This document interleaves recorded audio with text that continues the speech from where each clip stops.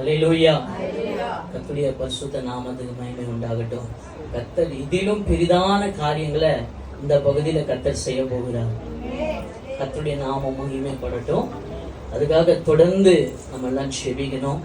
கர்த்தர் இந்த ஒரு வருடத்துல இந்த ஊழியத்துல அவர் செய்த அதிசயமான காரியங்களுக்காக, அற்புதமான அவருடைய ஆச்சரியமான வழிநடத்தலுக்காக நன்றி செலுத்துகிறோம். கர்த்தர் ஒருவரே மகிமைப்படுவாராக.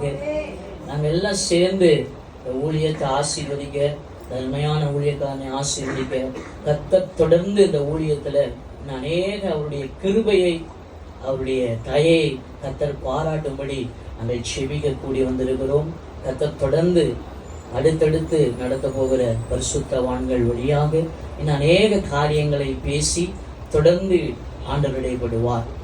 நான் தொடர்ந்து செபித்து கொண்டு